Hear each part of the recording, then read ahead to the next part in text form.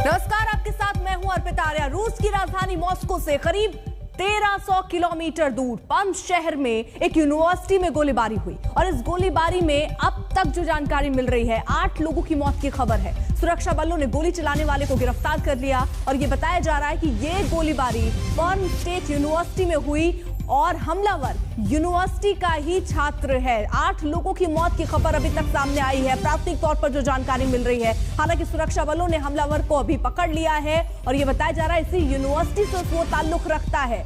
University का छात्र ही हमलावर बताया जा रहा है। तो बड़ी खबर इस वक्त आ रही है, आपको बता दें, रूस की राजधानी मॉस्को से करीब 1300 किलोमीटर दूर एक शहर जिसका नाम पर्म, और इसी पर्म शहर में एक यूनिवर्सिटी में गोलीबारी हुई। इस गोलीबारी में अब तक 8 लोगों की मौत की खबर आ रही है सामने। सुरक्षा बलों ने गोली चलाने वाले को गिरफ्तार किया है। किन कारणों से गोलीबारी हुई अभी ये तस्वीर साफ नहीं है, लेकिन 8 लोगों के मरने की खबर इस वक्त सामने आ रही है। गीता मोहन हमारे साथ, हमारे सहयोगी जुड़ चुकी हैं। गीता, क्या अभी जानकारी मिल रही है? क्या मौत का आंकड़ा बढ़ा है और किस वजह से ये गोलीबारी हुई? अभी तक ऑफिशियली 8 लोग हैं जो मारे गए हैं और 14 लोग हैं जो घायल है। अगर आप तस्वीरें देखें, बच्चे कैसे डरे हुए बिल्डिंग से कूद रहे थे, उससे ही पता चलता है कि काफी अफरा तफरी का माहौल था। लेकिन जो गनमैन है उसको अरेस्ट कर लिया गया है, वो खुद भी घायल हो गया है रिपोर्ट्स के मुताबिक। और एक मर्डर प्रोब, वहाँ के जो इन्वेस्टिगेटिव कमेटी है उन्होंने एक मर्डर प्रोब शुरू कर दिया है। देखना ये होगा कि मोटिव क्या था इस इंसान का, जिस तरीके से उसने गन लेके एक पूरे यूनिवर्सिटी के अंदर घुस गया और 8 लोगों को मार चुका है, 14 लोग इंजर्ड हैं। तो प्रोब होने वाला है, देखेंगे कि मोटिव क्या है। अभी तक मोटिव साफ नहीं निकल कर आया है कि किस लिए उसने ये कदम उठाया।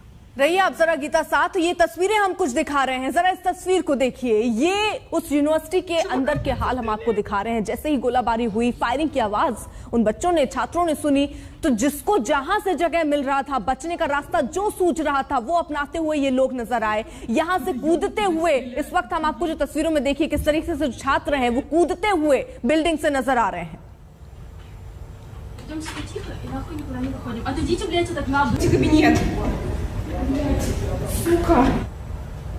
अब बात कर लेते हैं बारिश की। कोलकाता पूरा पानी पानी हो गया।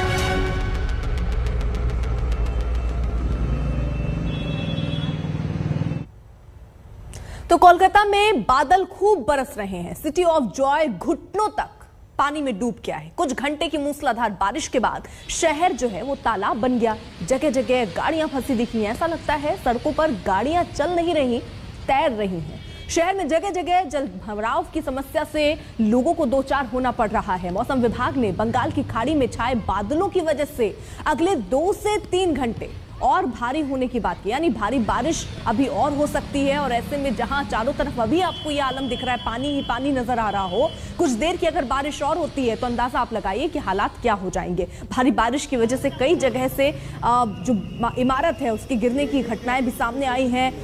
ये तस्वीरें हम 2 आपके सामने रख रहे हैं जो ये दिखाने के लिए काफी हैं कि हालात बारिश के बाद कोलकाता में क्या बने हुए हैं। तेज बारिश हुई, गाड़ी के आधे पहिए डूबे हुए आपको नजर आ रहे होंगे। भारी बारिश की वजह से इमारत का कुछ हिस्सा भी कई जगहों पर गिरा, जिसकी वजह से काफी नुकसान भी हुआ है। क्या किसी की जान गई, अभी कोई ऐसी जानकारी नहीं है, वो जानकारी भी आपसे साझा करेंगे। लेकिन ये तस्वीर आप देखिए, गाड़ी आधी डूबी हुई सी इस पानी में नजर आ रही है। कोलकाता और आसपास जिले में काफ़ी बारिश हो रही है रविवार रात से, और लोग यहाँ पे फंसे हुए हैं। गाड़ी यहाँ पे ब्रेकडाउन करे कई जगहों पे क्योंकि काफ़ी पानी जमा हुआ है। हम लोग इस वक्त एल्गिन रोड पे है भवानीपुर में, और यहाँ पे बहुत सारा पानी जमा है। ये है हनुमान मंदिर और आसपास जो लोग जा रहे हैं अपने दफ्तर की तरफ या यहाँ पे आसपास जो अस्पताल है अस्पताल की तरफ भी जा रहे हैं, लेकिन गाड़ी से जा नहीं पा रहे हैं, अपने टू व्हीलर से भी नहीं जा पा रहे क्योंकि गाड़ी फंस रही है। आए हम लोगों से बात करते हैं कि उनको क्या तकलीफ हो रही है। आप कहाँ पे जा रहे हैं, आपको क्या तकलीफ हो रही है? जी मैं तो अभी ऑफिस जा रही हूँ और इतनी बारिश की वजह से लेट भी हो गई 1 घंटा, तो आहिस्ते आहिस्ते जा रही हूँ और क्या, बस ऑफिस पहुँचना है जल्द से जल्द। ऑफिस पहुँचना है, लेकिन आप गाड़ी से जाते हैं या बस से जाते हैं? आज आप नहीं जा पाए? हाँ बस से आते हैं फिलहाल, तो बस तो अभी नहीं जा रही है तो इसलिए पैदल जाना पड़ रहा है। तो हम सुन पा रहे हैं कि ये अपने बच्ची के साथ जा रहे हैं अपने दफ्तर की तरफ। वो यहाँ पे कुछ ट्रांसपोर्ट उसको नहीं मिल रहा, उसको बस नहीं मिल रही, इसीलिए उसके पास और कोई उपाय नहीं है, लेकिन उसको पैदल जाना है अपनी ऑफिस की तरफ। कैमरा पर्सन श्याम सुंदर घोष के साथ प्रेमा राजाराम, कोलकाता आज तक। चौरंगी लेन भी बारिश के पानी में डूबा है। हमारे संवाददाता अनूप मिश्रा दिखा रहे हैं मुसाफिरों की मुश्किलें।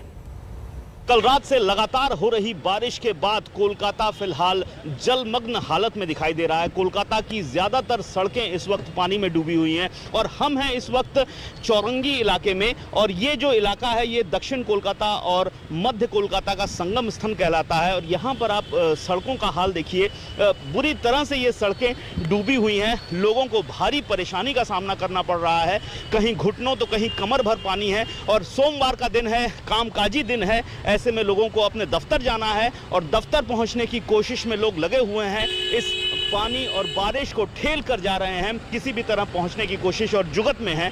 और ये जो बारिश हो रही है, ये जो बंगाल की खाड़ी है वहां पर 2 निम्न दबाव के क्षेत्र बने हुए हैं, उनकी वजह से ये बारिश हो रही है। मौसम विभाग का कहना है कि अभी कल तक ये बारिश होने की संभावना है, आज तो ये बारिश होगी ही। और मैं आपको दिखाता हूँ कोलकाता की सबसे ऊंची इमारत जो कहलाती है, लगभग 60 तल्ले की इमारत है, उसका जो ऊपरी हिस्सा है पूरा का पूरा लेकिन बादलों में घुस चुका है। बादल कितने नीचे आ चुके हैं आप देखकर अंदाजा लगा सकते हैं कि बिल्डिंग का ऊपरी हिस्सा बिल्कुल नहीं दिखाई दे रहा है। और ये कोलकाता की सबसे ऊंची इमारत है, मध्य कोलकाता में है, और किस तरह से पूरे आसमान पर बादल छाए हुए हैं और कितने नीचे तक आ गए हैं ये साफ यहाँ पर नजर आ रहा है। गाड़ियों की लंबी कतारें किसी तरह रेंग रही हैं क्योंकि जगह जगह पानी भरा हुआ है। खासतौर पर उत्तर कोलकाता और दक्षिण कोलकाता इस बारिश और फ्लडिंग की वजह से बुरी तरह बेहाल है। कैमरामैन तापस बेरी के साथ अनुपम मिश्र, आज तक, कोलकाता। तो ये 2 रिपोर्ट हमने आपको दिखाई जिसको देखकर आप अंदाजा लगा सकते हैं कि वहां हालात क्या हैं। प्रेमा राजाराम हमारे साथ, हमारी सहयोगी भी जुड़ चुकी हैं और इस वक्त वो बताने के लिए जुड़ी हैं कि क्या हालात वहां पर हैं। प्रेमा, जरा तस्वीरें दिखाई, किस तरीके के हालात अभी? मैं अभी तस्वीर आपको दिखाऊंगी कमैक स्ट्रीट की तस्वीर। ये एक इंडस्ट्रियल एरिया है, यहाँ पे काफी सारे दफ्तरें हैं और यहाँ पे एक होटल भी है, ब्रिटिश काउंसिल भी यहाँ पे है और काफी सारी पानी यहाँ पे जम चुका है। काफी सारी गाड़ियाँ जो यहाँ से जा रही है उनको काफी दिक्कत हो रही है। कई जगहों पर गाड़ी ब्रेकडाउन भी हुए है, 2 व्हीलर और 4 व्हीलर। कई जगह में बस भी, जो पब्लिक बस है वो भी ब्रेकडाउन हुए हैं। लोगों को दिक्कत हो रही है क्योंकि वो एक जगह से दूसरी जगह जाने की कोशिश में है, अपने प्राइवेट गाड़ी से जाने की कोशिश में है, लेकिन जिनको पब्लिक ट्रांसपोर्ट से जाना है उनको पब्लिक ट्रांसपोर्ट आसानी से नहीं मिल रहा है। और जैसे ये तस्वीर मैं आपको दिखाऊंगी, ये आदमी बाइक से जा रहा है लेकिन अपने मोटरसाइकिल से जाने की कोशिश में है, उनको तकलीफ हो रही है। अभी वो किसी भी तरह यहाँ पे पहुंच चुका है। वहाँ पे हम देख पा रहे हैं एक हैंड रिक्शा, वो भी जा रहा है यहाँ पे कमैक स्ट्रीट पर। तो काफी लोगों को दिक्कत हो रही है। आज सोमवार का दिन है, लोग अपने दफ्तर की ओर जा रहे हैं, कई लोग वर्क फ्रॉम होम भी कर रहे हैं, लेकिन जो पता चल रहा है कि आज बारिश की संभावना है और ये बारिश कल तक भी चलेगी। लेकिन बहुत सारा वाटर लॉगिंग है, सिर्फ यहीं पे नहीं, हम लोग IT सेक्टर में भी गए जहाँ IT हब कहलाता है, सॉल्ट लेक सेक्टर 5, वहाँ पे भी बहुत सारा पानी जमा है। कोलकाता म्युनिसिपल कॉर्पोरेशन की तरफ से कोशिश की जा रही है पानी को कई जगह से जहाँ पे ज्यादा वाटर लॉगिंग है वहाँ से पानी को पंप आउट करने के लिए। अर्पिता, शुक्रिया प्रेमा ये रिपोर्ट दिखाने के लिए। उधर साबरमती जेल में अतीक अहमद से मिलने पहुंचे असदुद्दीन ओवैसी को इजाजत नहीं मिली। जेल प्रशासन ने ओवैसी को यह कहकर मना कर दिया कि अतीक अहमद से परिवार, रिश्तेदार और वकील ही मिल सकते हैं। ओवैसी को होटल के बाहर ही रोक दिया गया। बाद में ओवैसी ने पीसी करके, प्रेस कॉन्फ्रेंस करके हमला बोला। ओवैसी ने कहा कि वायनाड में राहुल मुस्लिम वोटों के चलते जीते हैं और योगी से पूछा है कि अब्बाजान की बजाय पिताजी क्यों नहीं कहते। साथ ही गुजरात में चुनाव लड़ने का ऐलान भी उन्होंने कर दिया।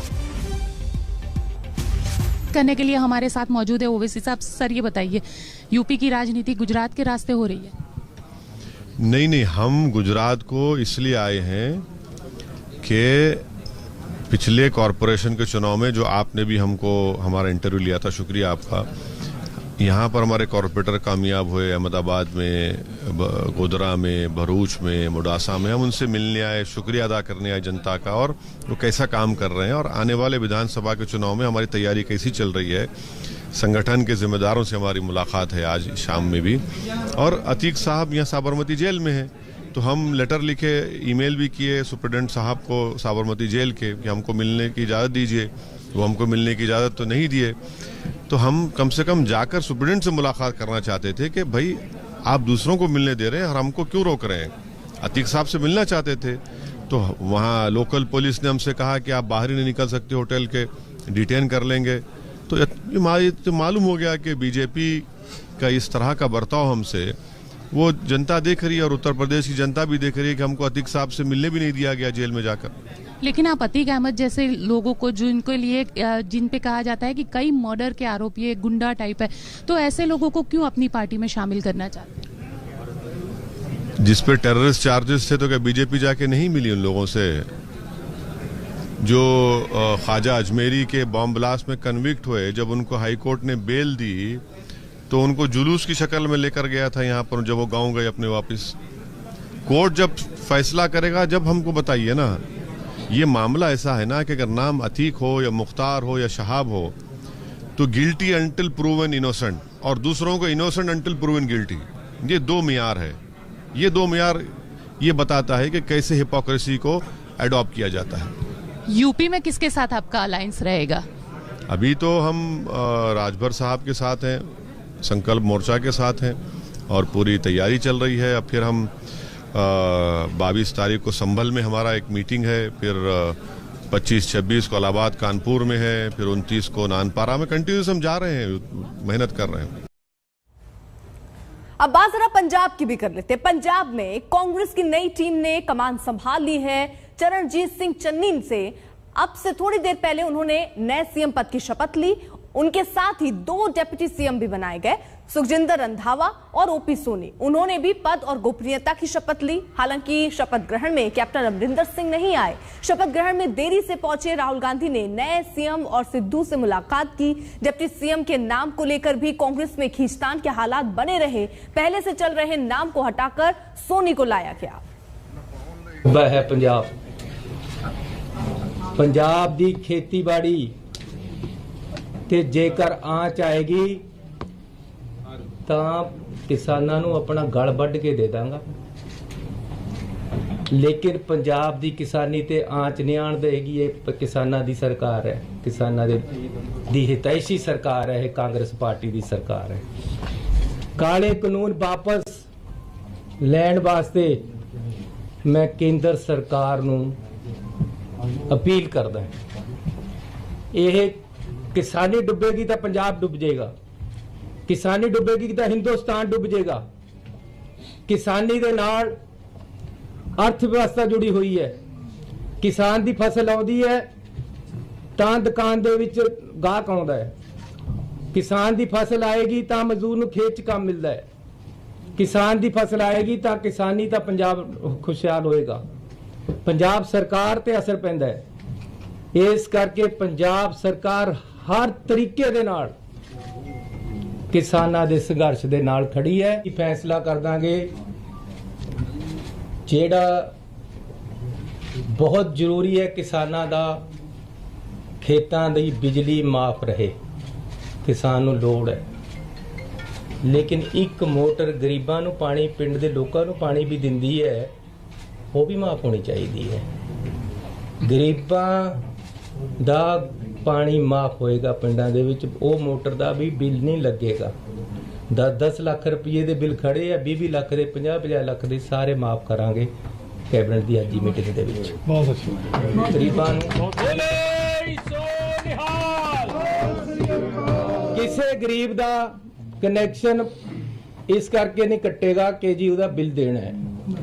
ਜਿਹਦੇ ਪਿਛਲੇ 5 ਸਾਲਾਂ ਦੇ ਵਿੱਚ ਜਾਂ 10 ਸਾਲਾਂ ਦੇ ਵਿੱਚ ਕਿਸੇ ਦਾ ਕਨੈਕਸ਼ਨ ਕੱਟਿਆ ਗਿਆ ਕਿ ਇਹਦਾ ਬਿੱਲ ਰਹਿੰਦਾ ਹੈ, ਉਹ ਸਾਰੇ ਬਿੱਲ ਮਾਫ ਕਰਕੇ ਉਹਦਾ ਕਨੈਕਸ਼ਨ ਲੱਗੇਗਾ। ਕਰਮਚਾਰੀ ਸਾਡੇ ਜਿੰਦ ਜਾਨ ਹੈ, ਪੰਜਾਬ ਸਰਕਾਰ ਨੂੰ ਚਲਾਉਂਦੇ ਹੈ। ਇਸ ਲਈ ਮੈਂ ਪੰਜਾਬ ਸਰਕਾਰ ਦੇ ਸਾਰੇ EMPLOYEES ਨੂੰ ਹੱਥ ਜੋੜ ਕੇ ਬੇਨਤੀ ਕਰਦਾ ਹਾਂ ਕਿ ਤੁਹਾਡਾ ਭਰਾ ਤੁਹਾਡਾ ਛੋਟਾ ਹੈ, ਵੱਡਾ ਹੈ, ਤੁਹਾਡਾ ਪੁੱਤਰ ਹੈ। ਮੈਂ ਉਰੇ ਮੈਨੂੰ ਮੇਰੇ ਨੁਮਾਇੰਦਿਆਂ ਨੇ ਬਿਠਾ ਲਿਆ, ਇੱਕ ਮਸਲੇ ਦਾ ਹੱਲ ਕਰ ਦਾਂਗਾ। ਕਿਸੇ ਨਾਲ ਕੋਈ ਦਰੈਂਤ ਨਹੀਂ ਹੋਏਗੀ। ਤੁਹਾਡੇ ਬਕਾਏ ਉਹ ਰਹਿਣਗੇ, ਜਿਹੜੇ ਪੱਕੇ ਹੋਣ ਵਾਲੇ ਪੱਕੇ ਹੋਣਗੇ। ਸਭ ਦੇ ਕੰਮ ਕਰਾਂਗਾ, ਮਸਲੇ ਸਾਰੇ ਹੱਲ ਕਰਾਂਗਾ। ਮੈਨੂੰ ਥੋੜਾ ਜਿਹਾ ਟਾਈਮ ਦੇ ਦਿਓ। ਇੱਕ ਵਾਰ ਮੇਰੀ ਅਪੀਲ ਤੇ ਸਾਰੀਆਂ हड़ताल बंद करके अपने काम पे आ जाओ।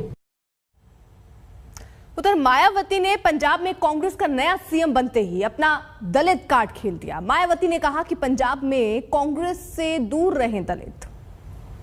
श्री चरणजीत सिंह चन्नी को सबसे पहले मैं हार्दिक बधाई एवं शुभकामनाएं देती हूँ, लेकिन ये बेहतर होता कि यदि कांग्रेस पार्टी पहले ही इनको पूरे 5 वर्ष के लिए यहाँ का मुख्यमंत्री बना देती, किंतु अब कुछ ही समय के लिए इनको पंजाब का मुख्यमंत्री बनाना, तो इससे तो ये लगता है कि ये केवल इनका कोरा चुनावी हथकंडा है, इसके सिवाय कुछ भी नहीं है। फिलहाल वक्त एक छोटे से ब्रेक का है, लौटेंगे जल्द। आप देखते रहिए आज तक। फिल्म स्टार सोनू सूद ने कहा कि मेरे फाउंडेशन का एक एक पैसा लोगों की भलाई के लिए है, किसी की जिंदगी बचाने में एक पाई खर्च होगा। इनकम टैक्स ने सोनू सूद पर करोड़ों का टैक्स बचाने का आरोप लगाया है।